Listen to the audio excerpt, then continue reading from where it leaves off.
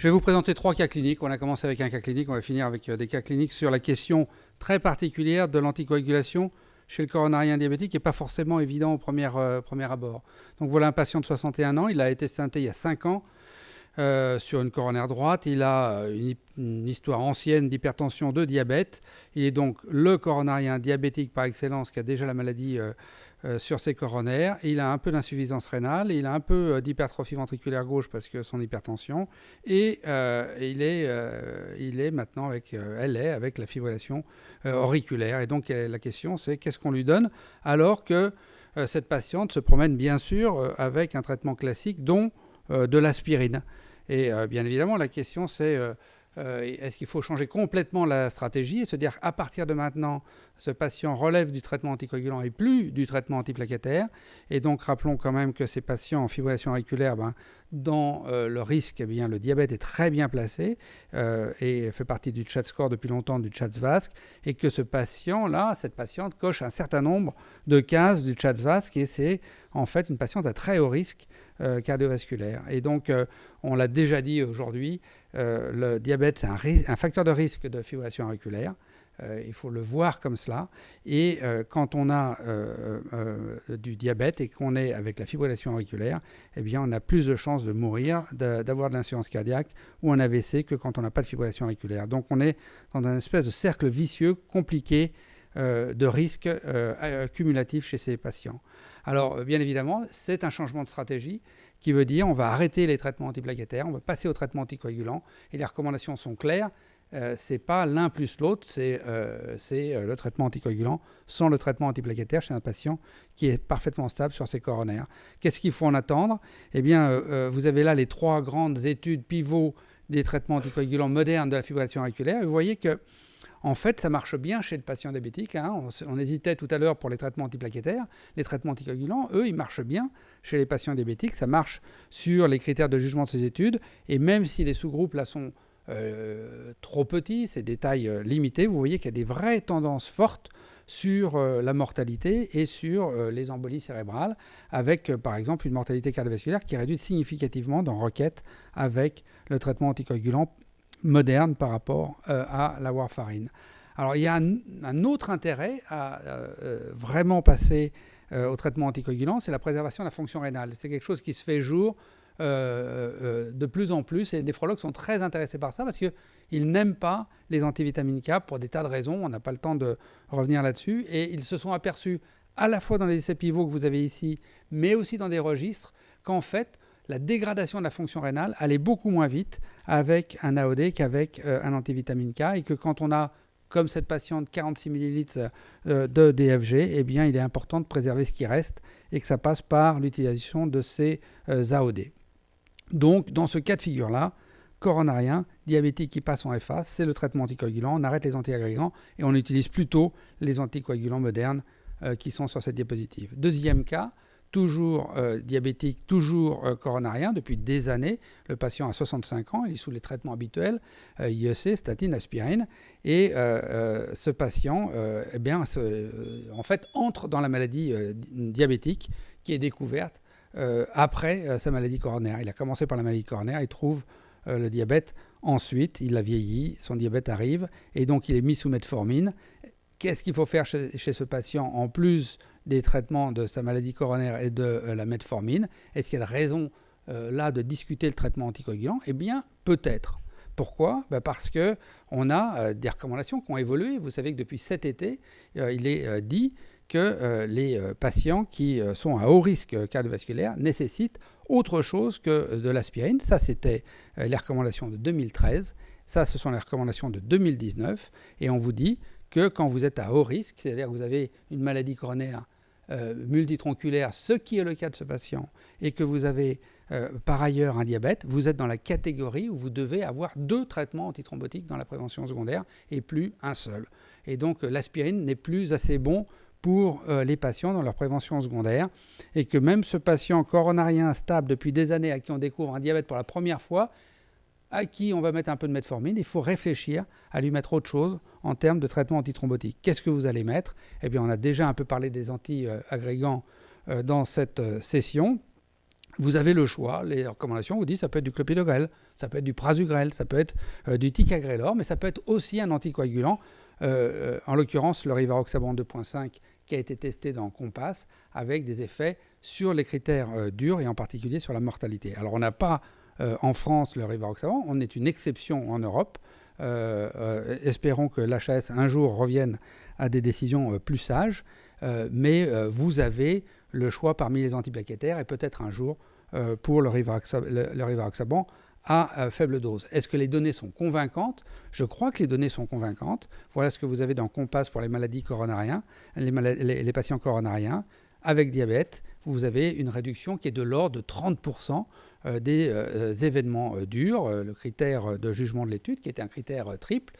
Vous allez me dire, mais est-ce que c'est plus important que ce qu'on aurait avec un deuxième antiplaquettaire? Eh bien oui, c'est beaucoup plus important que ce qu'on a dans les études qui ont testé un deuxième antiplaquettaire, ticagrelor par exemple, où on avait 10% de réduction des événements et pas 30% comme on l'a ici. Donc la stratégie d'anticoagulation à faible dose avec de l'aspirine à faible dose apparaît comme une stratégie assez gagnante pour la prévention secondaire des patients à haut risque. Dernier cas, patient à 57 ans, c'est un patient qui est obèse, qui a fumé depuis très longtemps, qui a déjà fait l'infarctus il y a 10 ans et puis il n'a plus entendu parler de sa maladie coronaire. Il est sous traitement antidiabétique, aspirine, statine, les IEC comme d'habitude, et apparaît une autre localisation de son athérosclérose qui est l'artériopathie des membres inférieurs. Et la question qui se pose bien évidemment chez ce patient qui évolue à l'évidence sur son athérosclérose, c'est est-ce que c'est le bon traitement antithrombotique? L'aspirine, il est diabétique, il a la maladie coronaire et il se met à claudiquer. Est-ce qu'il faut faire autre chose? Alors vous avez du choix parce que ça a été testé dans beaucoup d'essais, en particulier avec les antiplaquettaires. Et globalement, quand vous renforcez le traitement antiplaquettaire, vous avez plutôt une amélioration du pronostic des patients, que ce soit en rajoutant du clopidogrel à l'aspirine.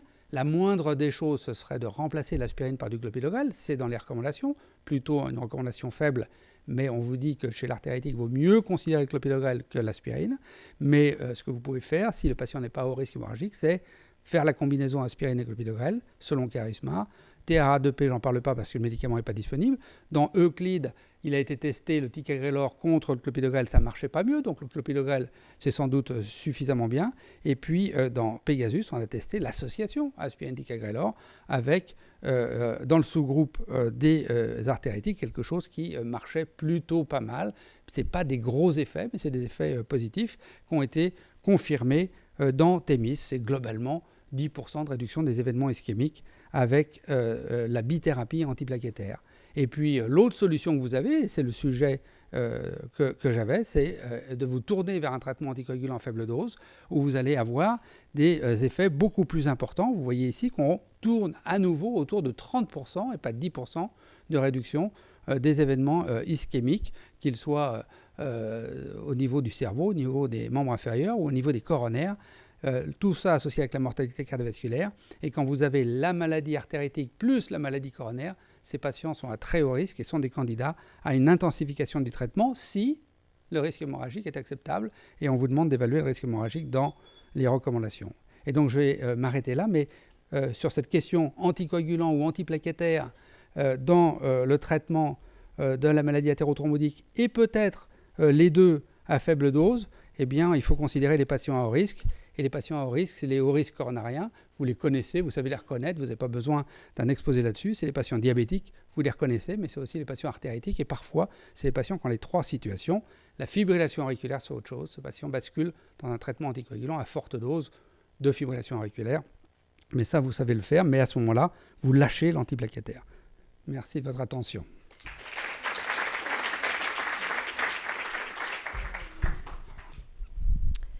Alors, moi, j'étais très étonnée des résultats de l'étude Compass parce qu'on n'avait pas du tout cette représentation-là de l'artérite.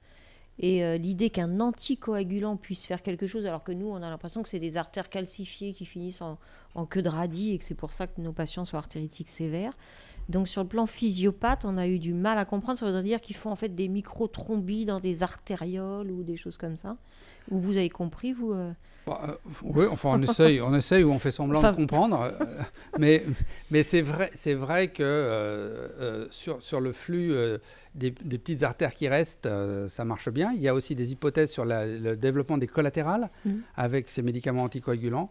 Comme si ça favorisait la circulation collatérale. Absolument. Et le dernier point, c'est que c'est pas anodin parce que c'est quand même des amputations qu'on évite dans Compass et que, je sais pas moi, perdre une jambe, c'est probablement aussi ennuyeux que de monter sa troponine à 200. Et moi, si j'avais à choisir, je préfère la montée de troponine à 200 que de perdre une jambe. Donc voilà, c'est pas des événements mineurs sous le prétexte qu'ils sont pas coronariens ou cérébraux. Et il y a un autre aspect, parce qu'on devait en parler tous les deux en tête à tête, on n'a jamais eu le temps, donc j'en profite. Il y a un autre aspect dans Compass qui est un peu surprenant, mais nous on a peut-être un biais de recrutement, c'est que nos artéritiques sévères, on souffre du fait qu'ils saignent, parce qu'on fait des angioplasties, des fois on a des chocs hémorragiques sur le point de ponction, quand on fait les soins de plaie, ils pissent le sang, on ne sait pas comment les traiter, le moignon d'amputation, n'en parlons pas. Donc j'étais un peu étonnée quand même. Dans l'étude Compass, je trouvais qu'il n'y avait pas beaucoup de ce genre d'événements qui étaient signalés. Par rapport à notre pratique, je trouvais ça un peu surprenant. Alors, tu as raison sur les hémorragies. Et quand tu regardes les hémorragies majeures dans Compass, les hazard ratios sont beaucoup plus bas que ce qu'on voit avec des traitements antiplaquettaires doubles du genre ticagrelor-aspirine, dans les mêmes essais randomisés. On passe globalement de 2,5 à 1,7. Donc, la sécurité d'emploi, elle est plutôt intéressante avec cette association par rapport à un traitement antiplaquettaire double. Voilà. Alors après, dans la situation que tu décris, je ne sais pas. Je ne suis pas sûr qu'il y ait eu beaucoup de ces patients-là recrutés dans Compass. Mais voilà, l'hypothèse est intéressante. Et puis, il faut garder en tête qu'on ne va pas avoir une deuxième étude. Soit on croit à ce qu'on a, 27 000 patients. Il n'y aura pas une étude chez le diabétique spécifiquement. Non, et puis il n'y aura pas d'étude avec un autre AOD. Donc voilà. C'est pour ça qu'une autorité de santé qui dit non à cette indication, c'est quand même un peu ennuyeux parce qu'on ne va pas attendre une deuxième étude qui n'existera pas. Donc il faut aller l'acheter en Belgique, en Allemagne, en Italie, en Andorre, où vous voulez, mais pas en France.